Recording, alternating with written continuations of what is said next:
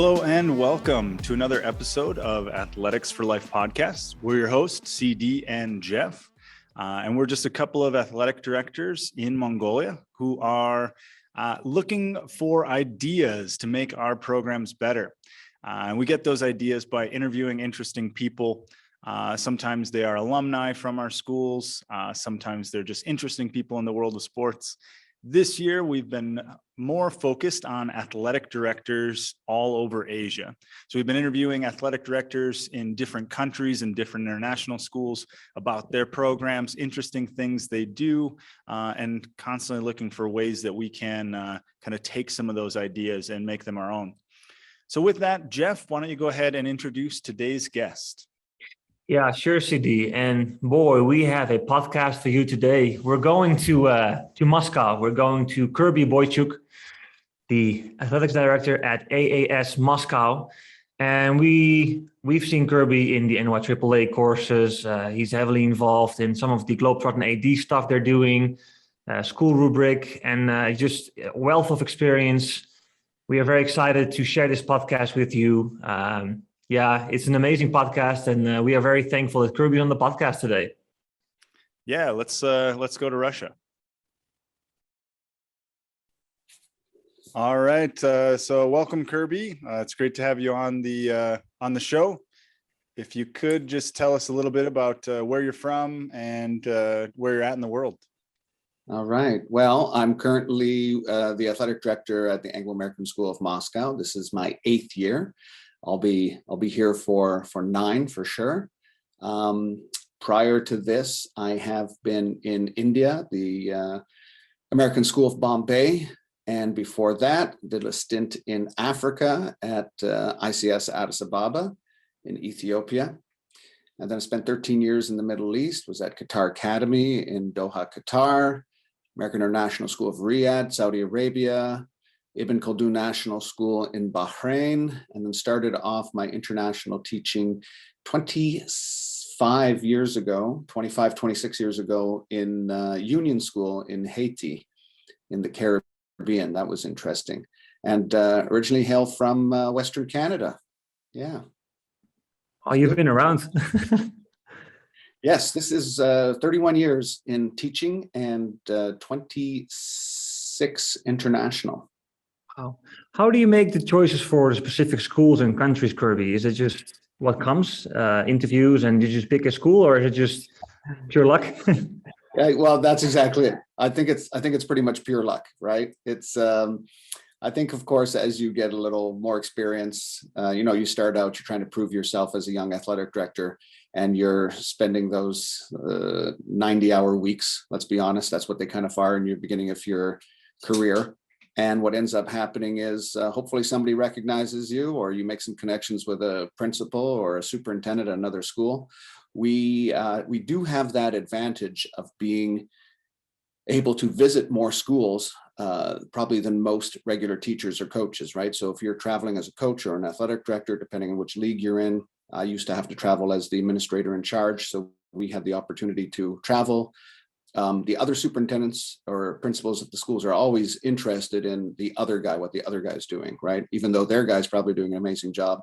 Just like you want to pick the brain of somebody new. And so you want to get some information. So we're able to make those connections. And then luckily enough, somebody, it's not necessarily what you know, although that is, of course, incredibly important. But sometimes it's that phone call or an email that you send off a little early to one of the superintendents, and you get a lucky job. I've been incredibly lucky to have had those opportunities visiting other schools. Superintendents saw what they or heard what they liked, and usually had a job by October for the next year coming up. This one, Moscow, was an interesting one. We've always wanted to come to Moscow. We've been trying to get to Moscow probably since we started, and just the luck of the draw. The athletic director was leaving. We were interested in going, and if we weren't probably going to get Moscow, I don't think we had another school in mind at that time. We were going to go back to Canada, but this one popped up. It all worked out, and so 8 years here. It's been really nice. Love it, love it, love it. One of the best places we've ever lived. Yeah, if you don't mind, just tell us a little bit about that and what programs you have. How big is your school? What sports do you offer? What conferences you're in? Just kind of a little background info. Sure. So we are a part of the CISA conference, Central Eastern European Schools Association. Our school at the height prior to COVID and prior to any politics going on between Russia and the United States, we were probably at a height of about 1,250 to 1,300 students. We are down right now to about just a little bit over 800. But the programs haven't stopped. We've still running the exact same number of programs. We offer soccer, football in the fall, high school volleyball in the fall, cross country. We run swimming all year long. We kind of do a preseason in the first fall season, then winter we do swimming as well, and our proper competitive season, and then we know the training season in the spring. We do tennis as well. We split that between the fall and the spring with high school and middle school. Winter, we because of the snow, we have a very long winter season. It's the longest one I've ever been a part of. I think we're about 13, 14 weeks. So we do basketball and swimming. And then we also have in the spring, we do athletics or track and field, softball, and middle school volleyball, high school tennis. So we round it off that way. Yeah. Busy program. It's pretty busy. We do middle school, high school, and if we have a JV program or we've changed the terminology over the course of the years from a Division I high school team to Division II. And we usually fill up with Division II in almost all our high school sports. Middle school, we also do the same thing. We do a developmental program. We don't cut in middle school, so we'll usually have about 50 kids for soccer, 40 kids for basketball, volleyball girls, usually 60. Softball is huge as well. So the numbers are big, and we'll have our Division I team, which in a regular year would be the team that would be traveling. Our Division II team would be one that would play in a local tournament, perhaps. And then we also have developmental program for the kids who just, are learning or interested in playing a sport. So we'll do that as well. One of the really good things that's happened because of COVID is we are working with 6 other international and private schools here in the city. And we're finally creating a real systematic city league, which we're incredibly happy for. We were, prior to this, we had a loose association of schools, and we'd play home and away games wherever it was possible, maybe a tournament. Sometimes the other schools would have a volleyball tournament in the middle of winter, so we couldn't necessarily participate. So it was all kind of mixed up. But now we have a really good opportunity where we are creating a 3-season sport league with these 6 other schools. And we'll be doing the home and away games, and we'll be doing season-ending tournaments and playoff systems. And so we're really looking forward to that. And that is because we're not traveling right now. Our school board's happy with that. Our administration's happy with that. The other schools are incredibly happy with that, and our staff is. So we're putting that in place this year so that we can have our first game in September 2022. And that's something that we're really, really excited about. Yeah, it sounds very similar like what we're doing right now, CD, right? We cannot travel anywhere, Kirby. Normally we travel to China, which is impossible right now and in the near future. So we're really trying to build our local league to make that better. So that's the same over here. Can you talk a little bit more about that no cut policy you're having? Is it like you had not cut any kids off any teams? Is that a philosophical choice? So yeah, in middle school, the whole design is we want the kids to have that opportunity to be able to participate and try out new sports. There's stuff that's written down. We have a handbook, obviously, that we have rules and regulations that we try to follow, but we don't necessarily, let the kids know that we're going to be very lenient. So if they try something for the first 2 weeks and they don't like it, they've never played soccer before, and then they want to switch over to volleyball. It's not going to be an issue. We're not strict in that sense. Now you're doing that in week 8 of the season. we're definitely going to say you need to rethink about that and finish off what you committed to. We do something which is really neat. I picked this up years ago from I think Cairo American College did this with Peter Creans about 25 years ago, and what he did was he gave all the students 3 practices to miss. So instead of saying that you are going to, if you miss 3, you're out, or you miss 4, you can't participate anymore. It was like, here you go. You've got 3 practices for middle school. Do what you want with them. You want to skip or not come to practice today. You got a birthday party. You have a test you have to write. You've got detention. Those are 3 practices that you can do whatever you want with. High school, because we practice more often, we give them 4.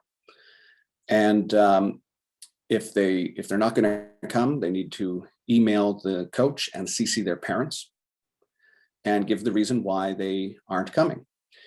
Usually what ends up happening, it turns into a face-to-face conversation at one point, and the kids end up, do you really need to go home? What's going on? I don't feel, whatever the conversation is, they end up staying. Or if they really decide to go, they decide to go. When we hit 3 or 4, then we have the conversation with all the information that we've collected already of whether or not they would like to continue. So we say we don't cut, but really it's the kids who are removing themselves eventually from practicing. Of course, if there's discipline or behavior issues, that's another discussion. And that's where we say we don't cut, but you as a student, you obviously would remove yourself because of your inappropriate behavior or attitude or anything along that line. So we don't stand for bullying. We don't stand for any of that kind of stuff. So there are those opportunities where those kids will have to find a new opportunity, right? Cross country this year, we had some really excited and eager grade 6s, and I think their parents just signed them up because they were excited. We finally had something to do outdoor. And if you're going to be running 1, 2, 3, 4 kilometers in the forest and you haven't run before, or this is something very new for you, or you haven't been running for 2 years, we just don't have enough teachers to be able to supervise, a 1 kilometer span of students in a forest that we have just right outside our school. So some kids decide to walk. We'll have those conversations with the kids and the parents and going, you might want to pick something else. We can't have you getting lost in the forest. That's not exactly what we're here for. It's not a socialization club. So we give those kids those opportunities. So it's no cut, but now in high school, traditionally, once we, because we have the Division I or varsity and Division II JV, usually the students, they find some other activity at that point, or they realize maybe this isn't their sport. If we have a lot of kids and they want to participate, and I have the opportunity to have additional coaches, we possibly even have a Division III team, a developmental. So we try not to cut, we try to keep as many as we can, but in high school, definitely because of the travel and the travel teams, we do end up having to do that selection process. Yeah. How do you find that's working, Kirby? Do you find that kids are kind of taking advantage of it and taking their 3-4 days off practice, or is it just kids who are going to be at practice all the time are still there, and then the kids who do need to miss a day now and again aren't being penalized for that? How do you see it working overall? Yeah, that's an excellent point. So when I have coaches who've been here and they understand the philosophy and the culture, they get it. When I first implemented it, it was, why are we doing this? It's we're penalizing the kids. I said, no. We're switching responsibility over to the students, and we're going to let the students be accountable for it, which is the key factor. It depends how you're selling it, right? If you're just telling the kids, you got 3 practices, that's it. Well, then it sounds exactly like the way it was before. But if you're approaching it by, we're giving you this opportunity, you have 3, do with what you will with them. Usually, and I'll say probably for 90% of the cases, you have 90% of the kids are there 100% of the time, unless there's a visa issue or they have to leave with their parents for immigration purposes or hospital or something along that lines. We do look at, of course, those don't count if you have to leave the country for a visa issue or you're in the hospital. Those don't count, but it really makes those kids think, is this worth the opportunity to miss that practice? And it also takes off the stress for a high school student. I've got a extended essay I got to get done. I have to do it. And so here you go. Here's your free pass for the day. So it's a change in mindset, and it's a way you approach it. Now, it's also there for the athletic directors and for the coaches if there's a child that really is detrimental to your team, negative to your team culture, chances are they probably haven't been showing up for practice. So this is just one more factor, one more little piece of paperwork that you could use to justify them being removed from the team, right?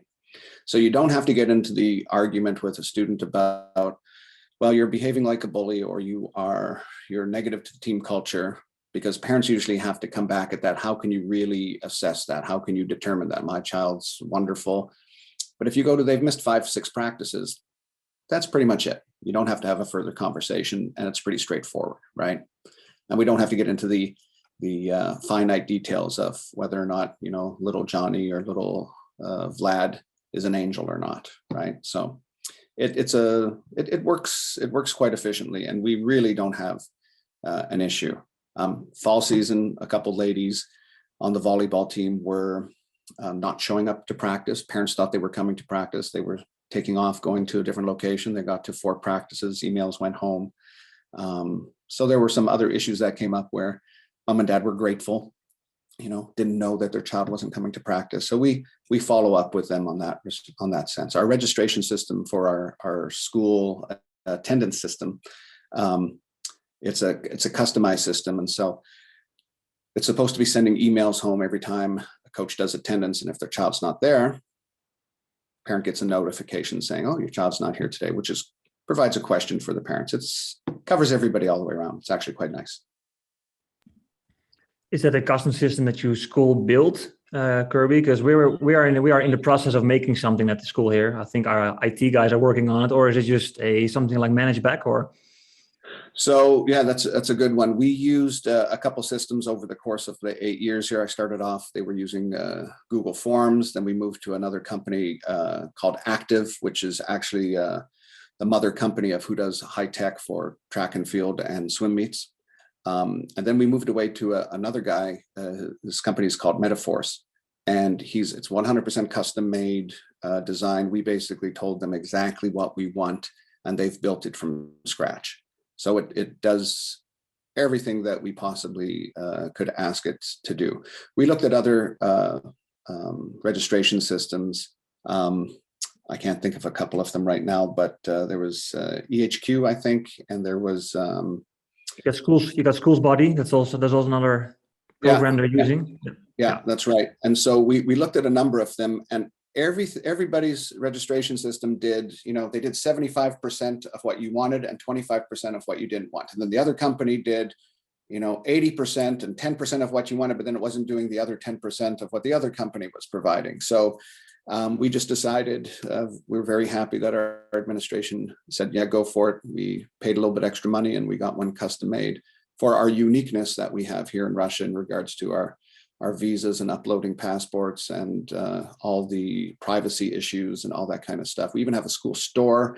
We have an athletic apparel section. So all of our teams that travel, if you're on a team, you're eligible for a certain line of Penguin athletic clothing. So if you're on the soccer team, you are able to purchase these 5 things plus 6 other items. If you're on the basketball team, you're able to purchase these 4 things plus a few other things. So the parents get to go online. They get to specially order athletic apparel for their children, and we have sections there where they can get things custom made. It actually ends up working out really nice. And then another child, if a mother has like 2 kids, one's on the softball team, one's on the basketball team, the items that they're eligible to purchase are going to look different.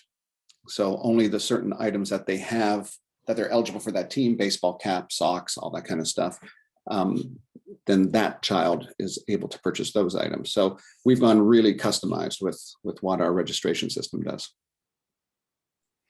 Oh, that sounds really nice. Is that just for athletics? Is that just an athletics and kind of activities registration system, or is that your school-wide system?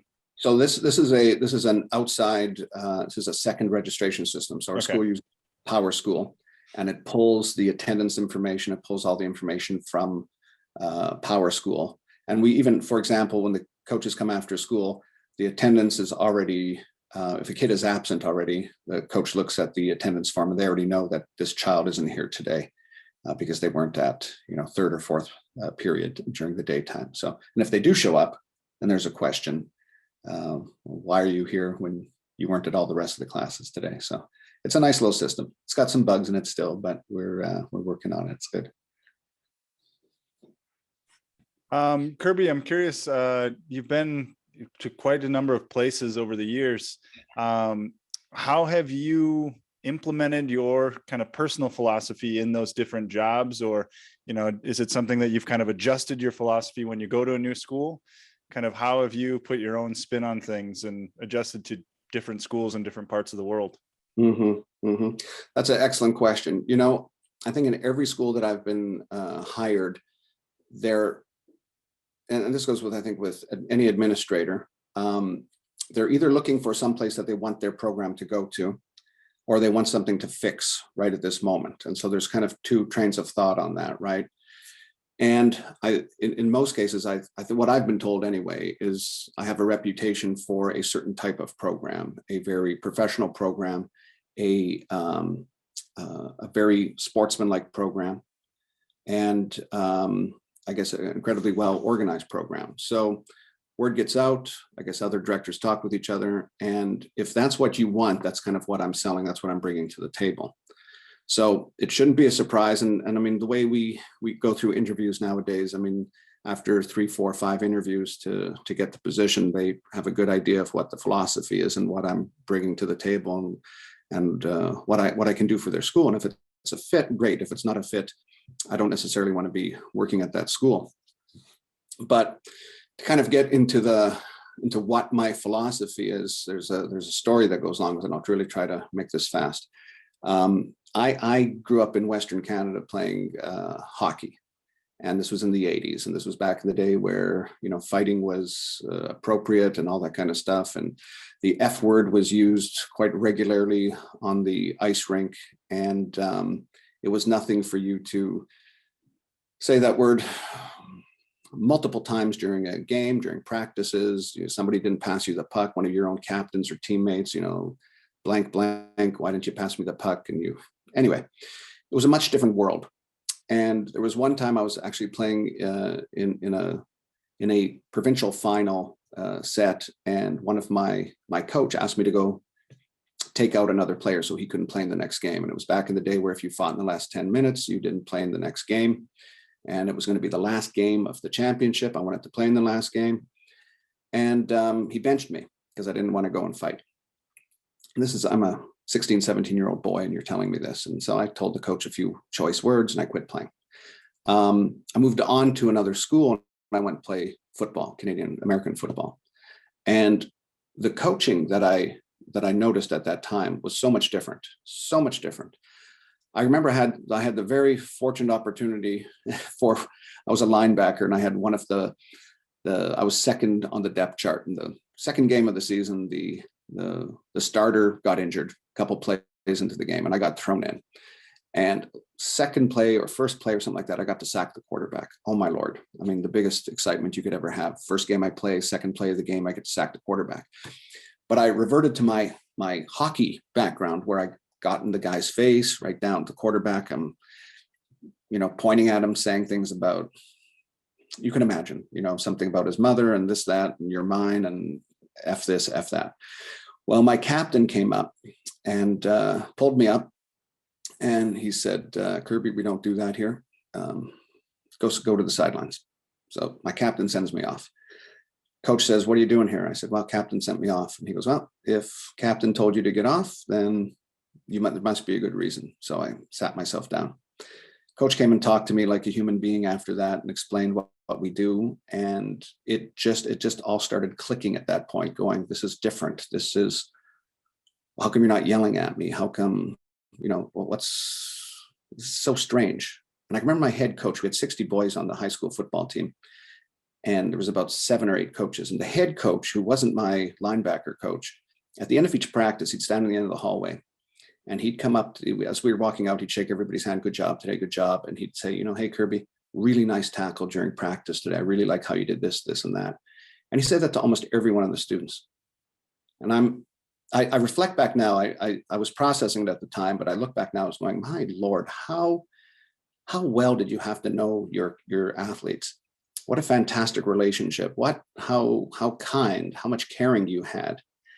And that started steamrolling and changing the way I was viewing sport, that it could be done in a positive way. It didn't have to be done in a negative way, which was all I knew from that point. Now, my first 5, 6, 7, 8, 9, 10 years, I made a lot of mistakes. I was moving from that way I was coached to the way it should be done.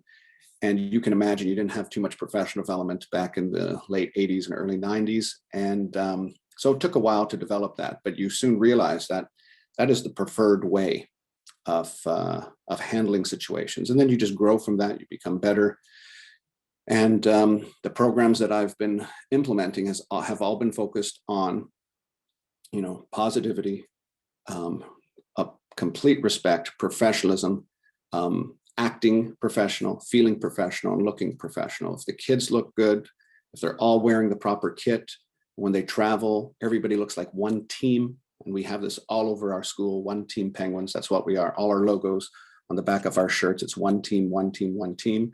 We don't have little fiefdoms within our own programs, or a volleyball coach doesn't have their own design of their hoodies or their uniforms.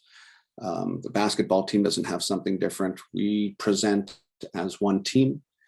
Our cheers are one team. Actually, we do a 1, 2, 3, one team Penguins, 4, 5, 6 family. That's pretty much what almost all our teams do. And if you're playing on the volleyball team and you're playing on the basketball team, on the swim team, and the softball team, you're going to be doing almost identical cheers and philosophical understanding. Now, of course, you have that baseline foundation. I mean, if you guys studied or read any of John Wooden's stuff, he's got that pyramid of success. And those base 2 levels of foundation is a lot of the things that I come up with on for my philosophy. And anything above that, the coaches have to deal with the spirit, have to deal with the topper levels, right? Because that's not necessarily what I'm going to be able to do. I'm not going to micromanage that, but I am going to provide that foundation is the expectation. So we'll have our coaches at the end of every practice, any game, sitting in the hallway. And as the kids are coming out of the change room, good job today, always saying something positive. We have an amazing coaching staff here at AAS Moscow. I'd say everybody's bought in to the idea, or they've already had that concept. And it's been very positive and successful. We really like it. Somebody told me years ago, there's only about 1% or 2% of your kids are going to go off and play club or play anything at university. So they have to take something more than just skill. And that is, their understanding, their philosophy, their attitude, personality, all these other things that we're actually really teaching them. And skill is usually secondary. There you go. That was a long. No, good. It's great. I'm just listening. It's an amazing story. Yeah, thanks for sharing that. How long does it take? How long do you take to implement that into when you are at a new school? You've been at eight years here. Does it take a long time, or is it just? Can you share a little bit? Another good question. I mean, I'm sure you've read books and people tell you it's 5 years to implement a culture change, right? And so it's basically it's a generation of a school. And so I call a generation of a school 4 years. When you get kids into high school, and by the time they leave, that's 4 years. So you're going to see a pretty good change within 4 years. If you want to see a really good change, you're going to move it up to 5 years, and then 6 years, and 7 years, and 8 years. Up until last year, up until when we had COVID, I would have to say that we had everybody set from grade 6 all the way to grade 12. They didn't know anything different, right? So they knew exactly what the culture was that was coming in.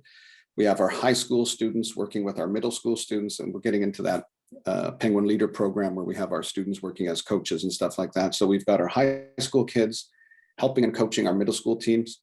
We've got some of our middle school kids helping and coaching grade 5 activities. So they get to see see the high school kids and middle school kids ahead of time. So there's already that coaching and that culture building that's happening within grade 5 I don't go any lower than that because I don't feel that grade 4, 3, and 2 have that ability to cognitively understand, the positivity of culture. But if you get a grade 5 student, they're looking up to these grade 8s, and they're looking up to the grade 9s and 10s and 11s. I mean, they're like adults to them, right? So anything that they're saying holds a lot of water, holds a lot of weight with them. So we make sure that that's the manner in which we get the kids working and helping out and making sure that culture keeps building. But 5 years is usually what ends up happening. And it's been really nice to see the fruits of our labor here at the school. It almost feels like I'm not working much anymore in that respect, because it's happening. It's working really nice. I think everybody's noticed there's been a dip in the last year because we haven't been playing. We haven't been playing sport at the same level. Some of that feeling, that culture has kind of been stagnant, right? It's kind of just stayed, or maybe even it's rolled back a little bit, where it's amazing what you need to know, or what you learn from having those weekly games and having a coach talk to you and say, hey, don't roll your eyes at the ref. Don't do this. Have a seat over here. Let's talk about exactly what you were doing out there, what you were doing wrong. You didn't understand the foul. Let's have a talk about it. You did this, you did this. Where you don't have those weekly opportunities because you don't have games or you don't have structured practices, the kids are forgetting, or maybe they've never been trained, or they've never even been in those positions where they had that reflection.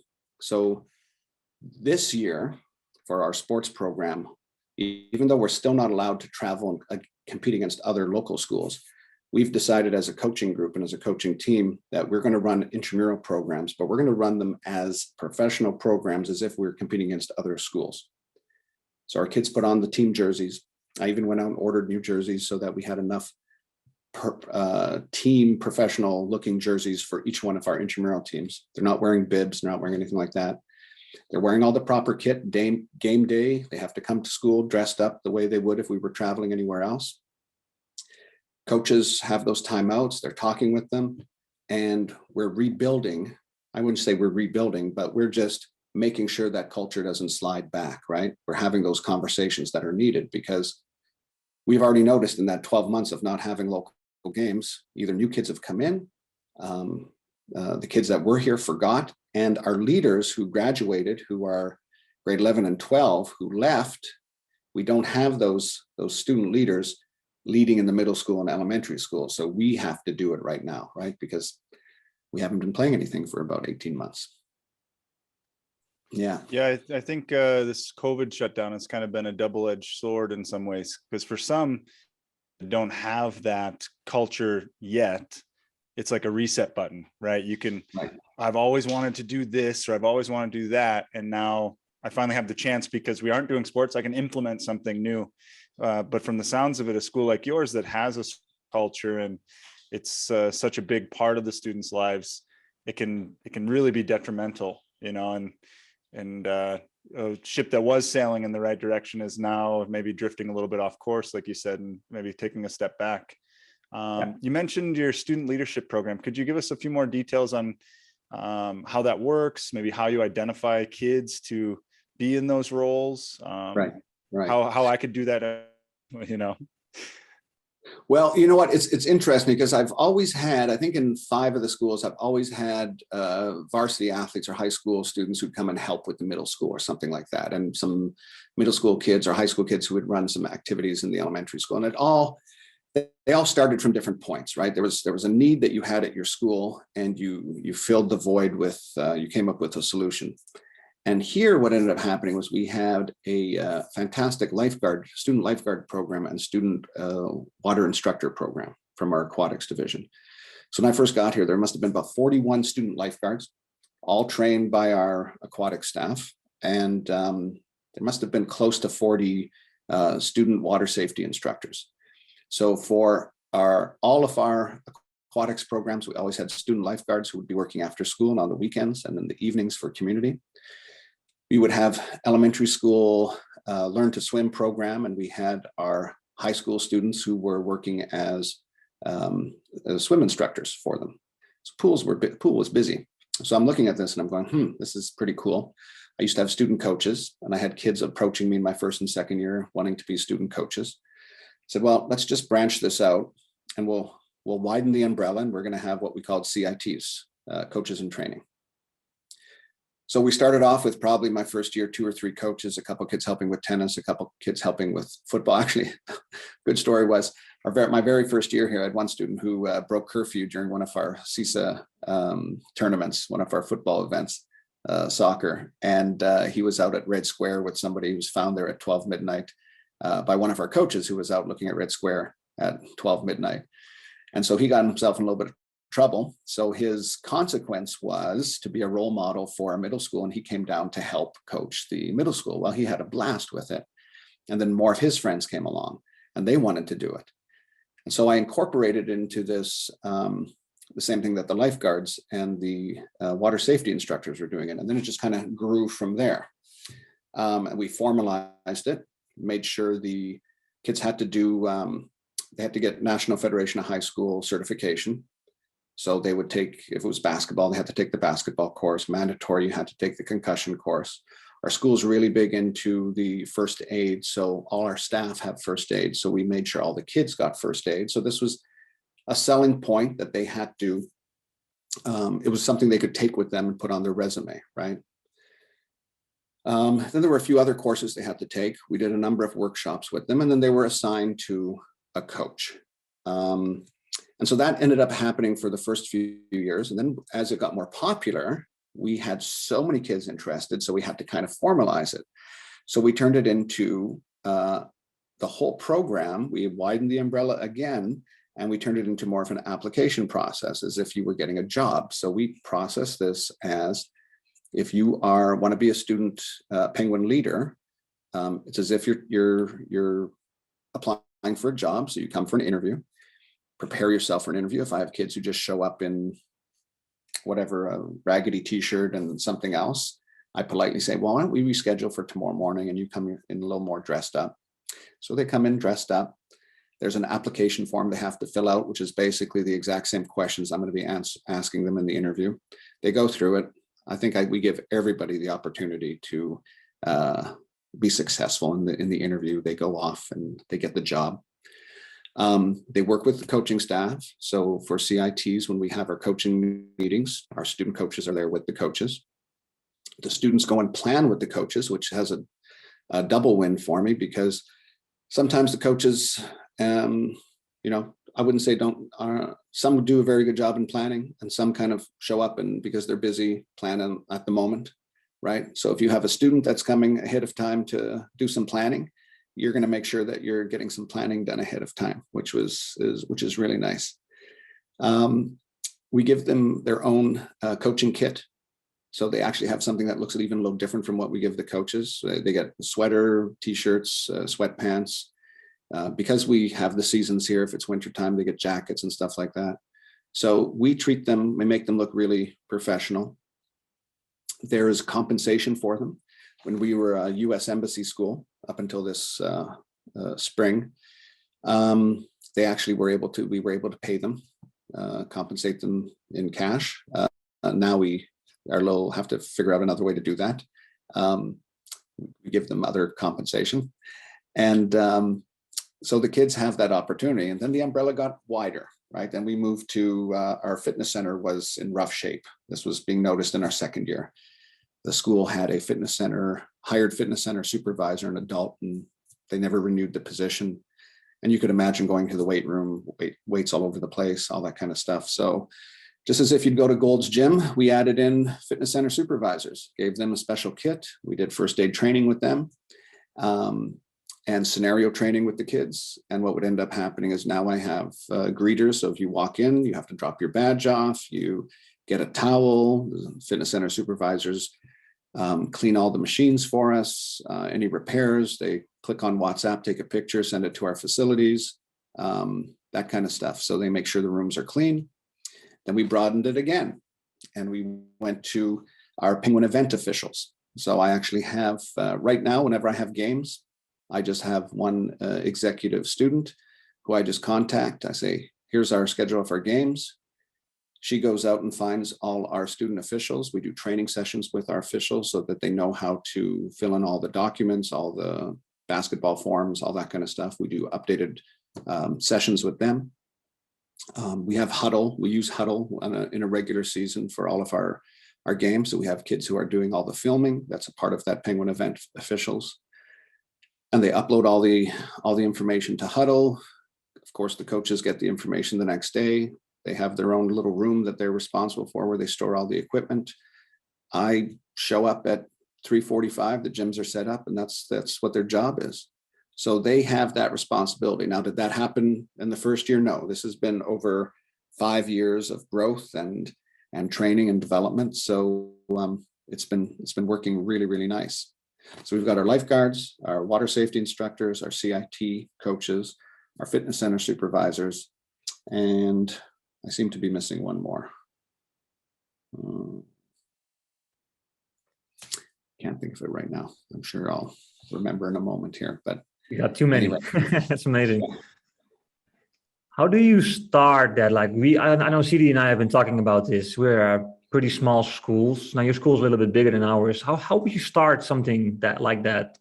Very simple. Is there anything you can just do first to start off? Just one sport or maybe one kind of direction? Well, so that's a good point. So what I would do is I'd find, you always have a couple of those students that are just keen and good kids, right? The ones that would be a good coach or are eager to help out. So you approach them. Hey, would you like to come and help coach the middle school football team? Oh yeah, I'd love to. All right. They come along. Word of mouth happens really fast. And you'll have some other kids that are going to come along. Now, some of them might not be your first choice, but you know what?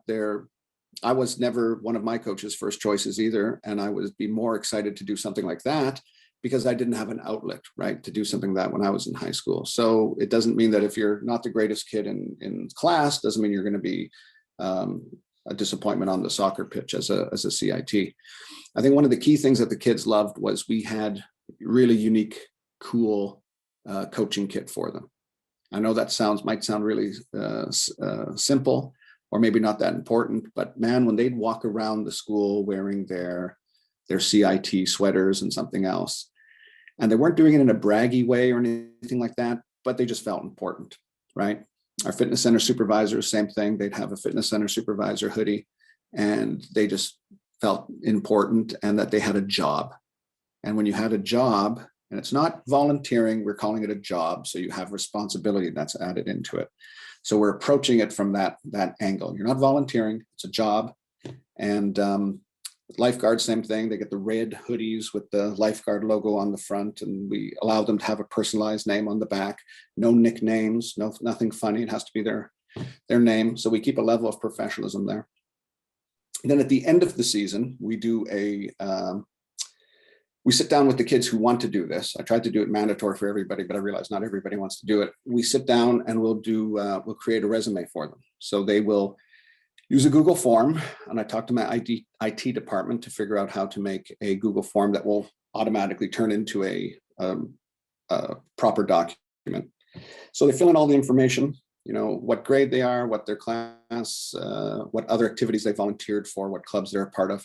And then it produces a really nice looking resume for them. We tweak it and we go over different things that they should be putting on it, opening statement, all that kind of stuff. And so we have our kids who walk out of here in grade 11 and 12 with a resume that they would have done based on these jobs that they actually had at school.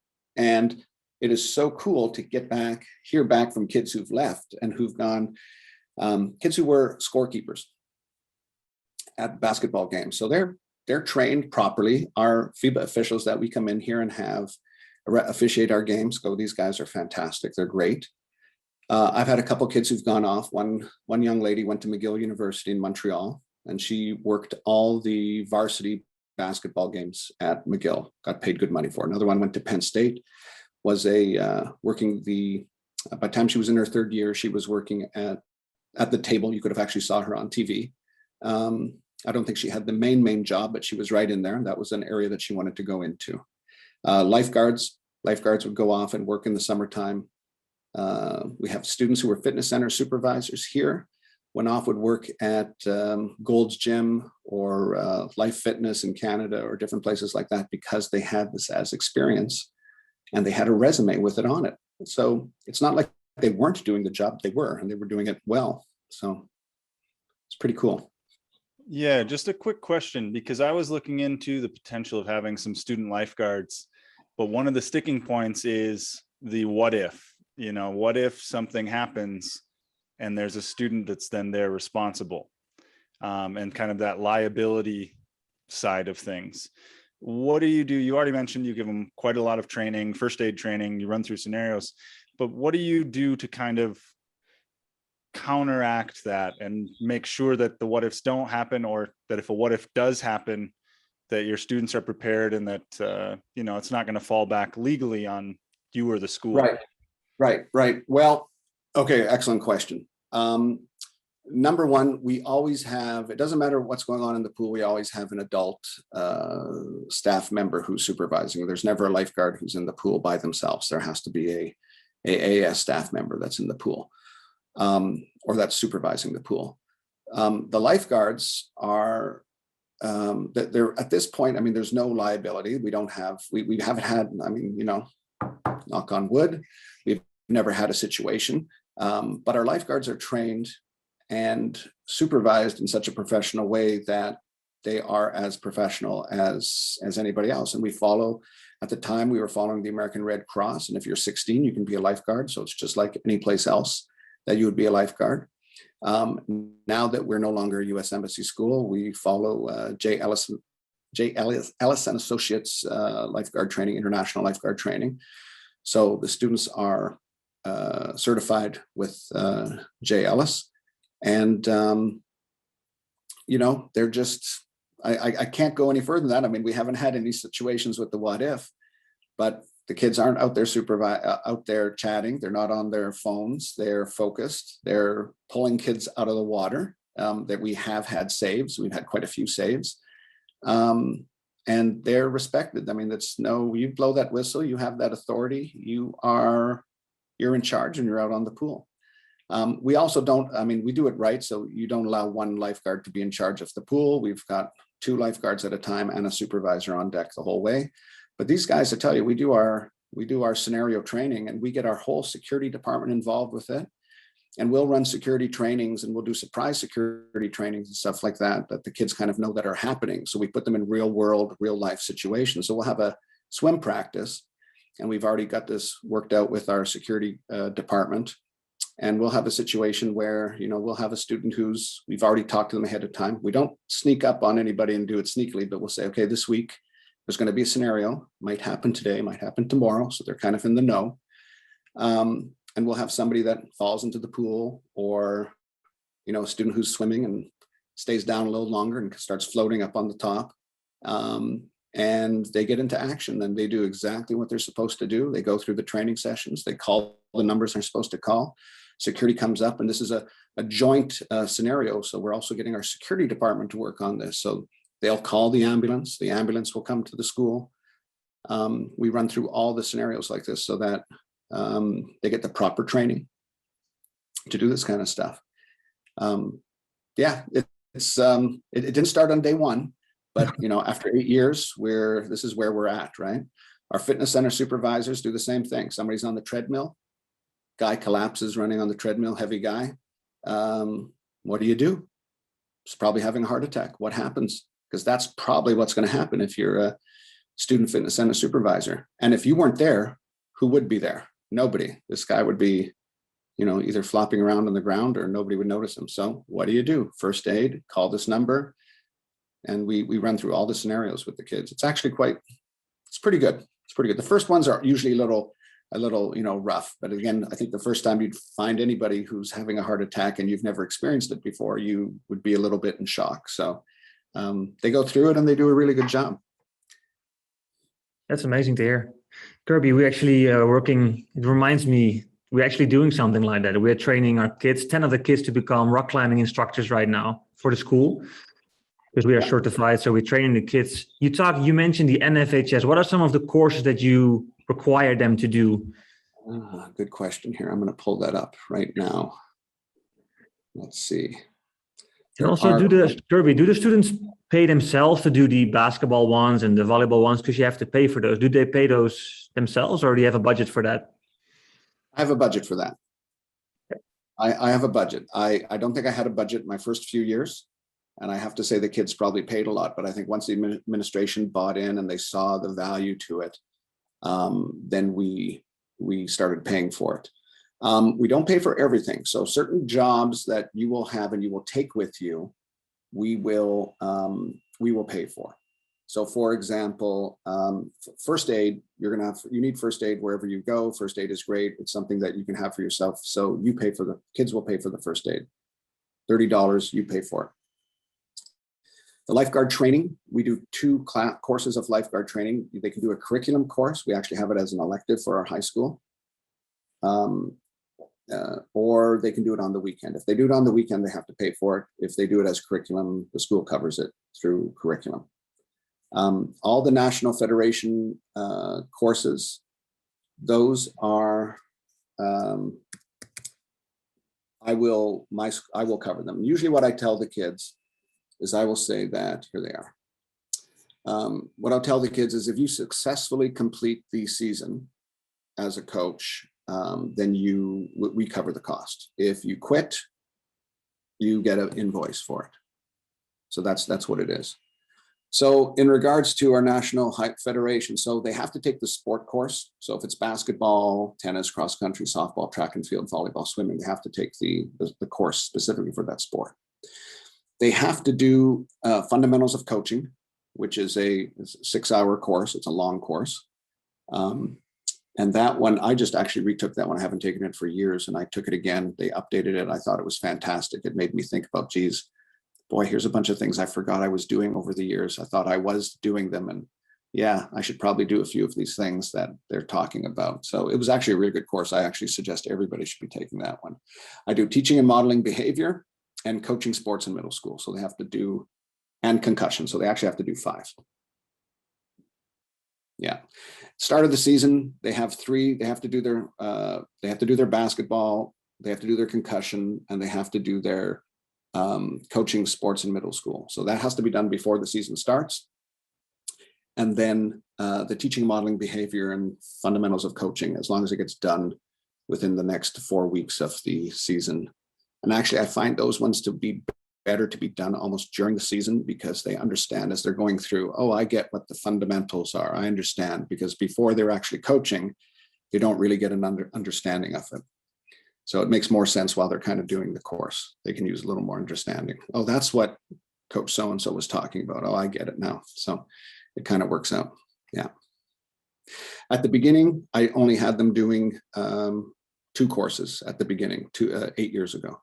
But now as it became more popular, you can ask them to do more. And like I said, we compensate them for all the courses now, and they get they're on a compensation pay grade as well. Well, that's an interesting thing too. So in the compensation pay grade, we actually, I'll just explain how we used to do it with the US Embassy. So let's just say they would get paid, if you're a first year grade 9 student, first year being a lifeguard, you got paid, let's say $10 an hour. Second year, you got paid $12. Third year, you got paid $13. Fourth year, you got paid $14 an hour. And being a lifeguard is the highest paid job you can have at our school. A CIT is, you start off at $10, you go to $10.50, $11, $11.50, and $12.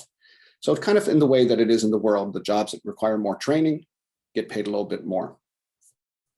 You have to do, if you're a senior, you don't automatically get the top pay. If that's your first year as a lifeguard, then you start off as the first year payment.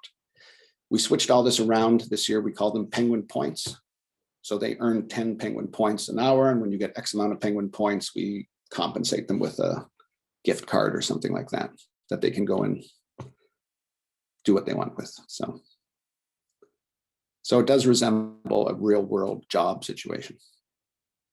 Wow, Kirby, that sounds amazing. I'm going to try to steal some of that stuff. We'll see how it goes, but yeah, I'm just kind kind of sitting here listening to everything. So, you know what? trying to And absorb it all, it changes by, I mean, I don't think I could do this in my last school. I don't think I could have done this in the school before. So every culture, I mean, if you have student coaches, you have student coaches. Get cool kit for them, have them involved in the coaches meetings, and get them to do training and do reflection with them. I mean, that's great, right? And if you've got a fitness center, get the kids in there taking care of it, because I've got 20 kids who are fitness center supervisors. They're the ones who are telling other kids to put stuff away. And eventually, as you go through, you'll have enough kids every year who, in a PE class or working with teachers, you'll always have somebody in that room who's a fitness center supervisor who's going to be reminding all the kids in PE class and everything else to put the equipment away. So it's almost like it's whatever you want to call it, fulfilling course, right? Trying to get your stuff done. It keeps working that way. But every school's different. Every school's different. I know other people have kids who volunteer to do this stuff. We just decided to go from let's approach it from a job perspective so they can get a resume out of it. And it's just evolved that way. Yeah, it's amazing. I'm just going to start with my rock climbing kits and use some of your things I'm going to implement there, like a shirt and the points, NFHS, and then you start from there, right? And then you can grow it step by step. Yeah, and I got stuff I can share with anybody, and I got handbooks and manuals and stuff like this that we've created, and parent forums and all that kind of stuff. It's good. Awesome. Yeah. Before we are taking so much of your time, and I know you have to go Christmas shopping soon. So what are some things you are enjoying this? I'm enjoying this. Trust me. Okay, amazing. What are some of the things that you are most proud of in your career, at the schools you've been, the things you've implemented? What are some of the most proud moments you've had? Oh, geez, you guys.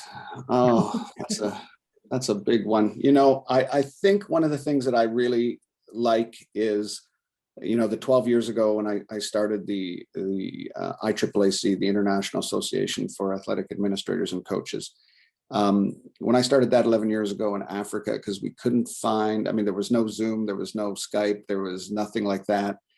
And I don't even think Facebook existed at that time when we did it. So it was just the initial idea of trying to connect other athletic directors and coaches from around the world and come together. We did a conference in Ethiopia. We did 7 other conferences in Bangkok.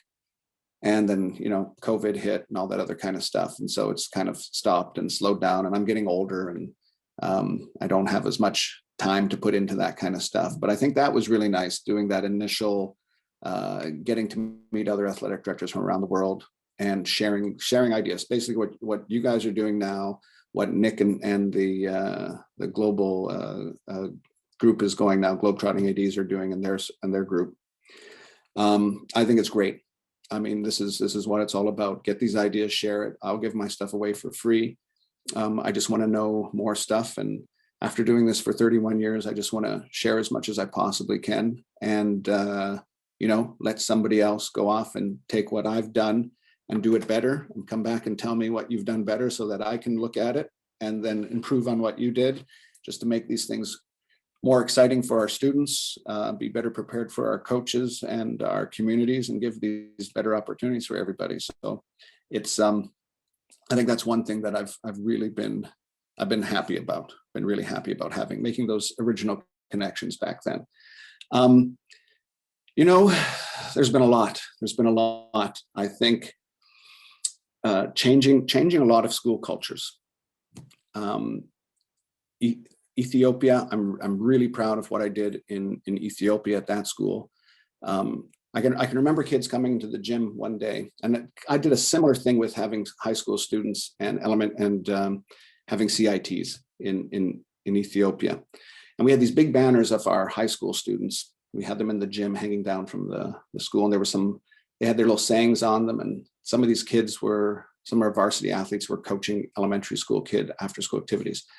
And I can remember having one of the elementary school classes come in, and I was asking them who their favorite athlete was, and this little grade 5 kid, and they were going, "Oh, my favorite athlete is Demi."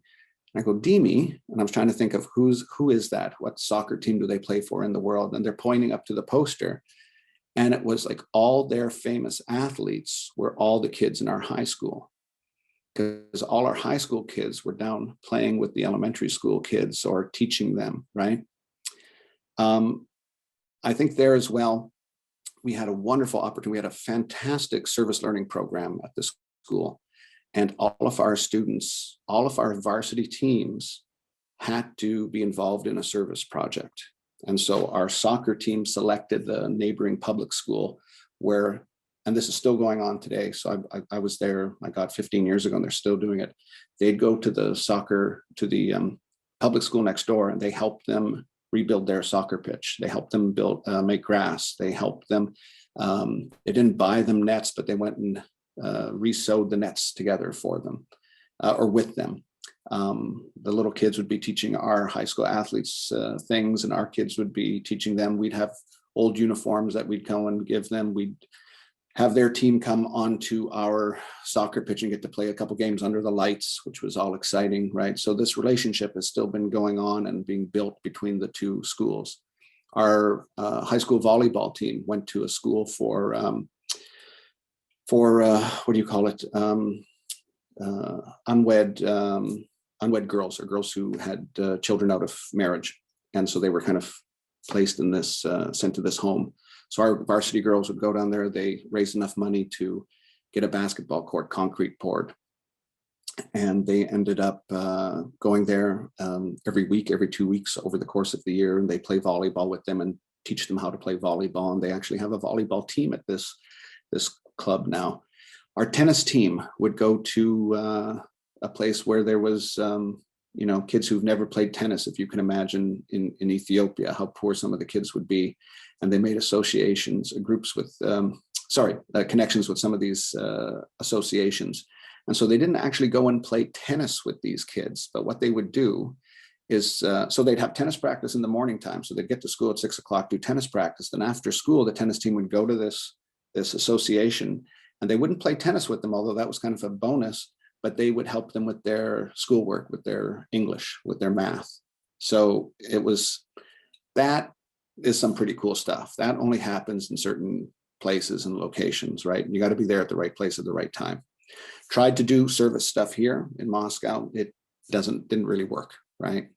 Everybody's 15 kilometers away from the school and an hour and a half ride home. So it doesn't work here as well. But I think that was pretty cool stuff.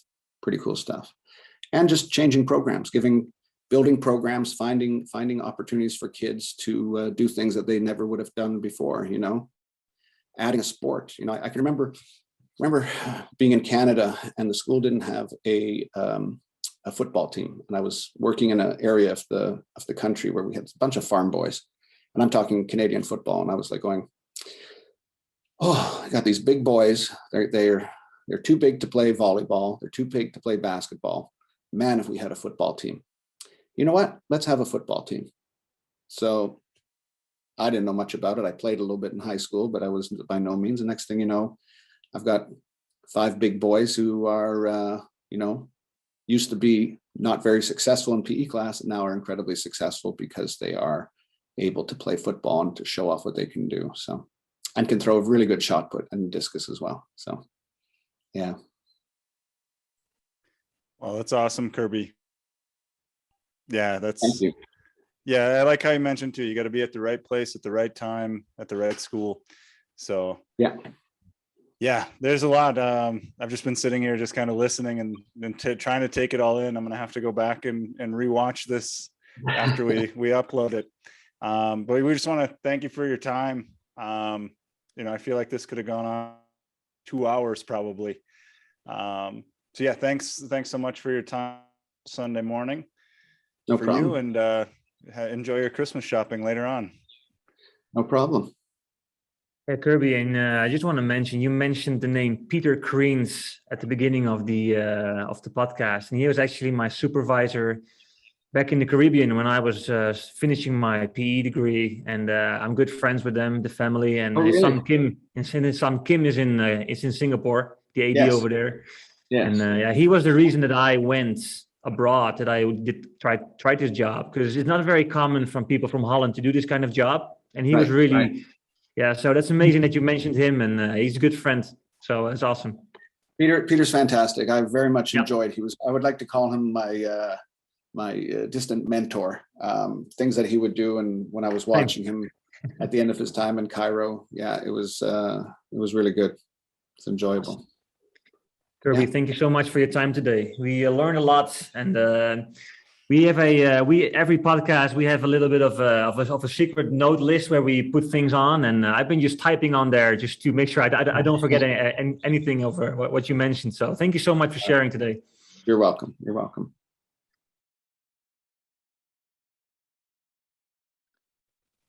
All right, so we just sat down with Kirby Boychuk in Moscow, and yeah, what an interview. Just so much information. I think we've mentioned on the podcast a couple of times now how we've got our kind of cheat sheet of questions to refer back to just keep the interview going and kind of give us some guidance to pick the athletic director's brains. And I don't think we covered more than 2 questions off our cheat sheet just because Kirby had so much to offer. Yeah, just a great interview.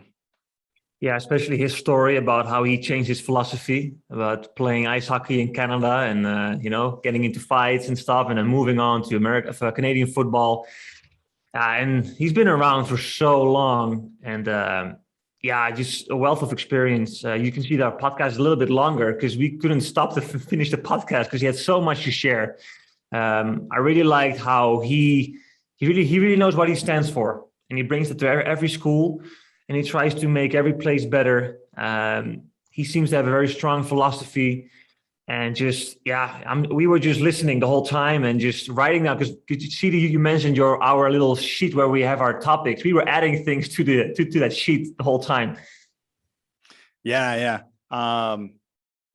Yeah, I mean, just some behind the scenes too. I even asked Jeff if we could take a day just so I could kind of mentally process everything we had talked about to do this conclusion. One of my big takeaways was Kirby seems to have not only the big things in place, but the little things in place. We spent a lot of time talking about his student leadership opportunities, whether it was lifeguards, his fitness coordinators. He's got opportunities for these kids, and that's a very big school-wide kind of initiative. There's application process, but then all the way down to the little things where the coaches are just sitting outside the locker room and saying something positive to everyone as they go past. Like everything's in place, right? You've got the big structures and the systems in place, but then also the person-to-person moments that'll make a good program. So that's one thing that I took away, is just how much structure there is to allow that to happen. Yeah, definitely. And he was talking also because it can be very intimidating, right? If you are at a smaller school like we do, and you hear all the things that he's doing, you're like, yeah, I can never do that. But then again, you can take one thing away from that and implement it into your programs. And it takes time, CD. He was talking about that too, right? It takes 4 or 5 years to change a culture. So don't feel stressed out when you're at a school for 2 or 3 years. Take your time and then build something. So yeah, it can be very intimidating, but if you can take one thing away from it and better your kids, I think you're doing a great job. Yeah. When we're sitting there listening to Kirby and he's doing amazing things, sometimes the first reaction is to say, well, I don't have as many kids as he does, or I don't have the financial support that he does, or whatever the case may be. You start to think of reasons why, that one worked, that one worked, that one worked. But, just remind yourself that just look for some of those things that would work. For us, we're a little bit smaller. Why not have our high school athletes coach our middle school teams or even a primary team? Get students certified in lifeguard training that are 16 and older and have a proper certification. Try to find opportunities for them to be first aid certified.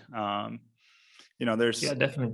There's things that we can take away and start to take those steps that maybe when we're 31 years into the business, we can have a track record like Kirby as well, Yeah.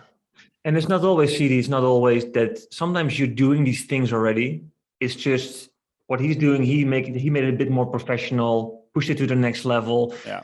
Because I know a lot of my kids are already coaching. it's just called different. They do it for their personal project or for action and service. So it's a little bit different. But I can learn so many things from Kirby. We had a little chat afterwards, off camera, and we will do a follow-up. He would love to share his experiences, the things he's been doing. And when you get older, longer in the business, I think you want to give. You want to give and share with other ADs. And Kirby really wants to give back and share some great resources with all of you. So we will do a follow-up where he's going to share more about how to market your programs. We might get someone else on there just to add to that. So more is coming from Kirby on the Athletics for Life podcast. Yeah. Again, thank you, Kirby, for the interview. That was really fun. And thank you to all of you who are listening, wherever you're at. Hopefully you enjoyed the podcast and learned something new from Kirby. We'll catch you next time. Don't forget to like and subscribe.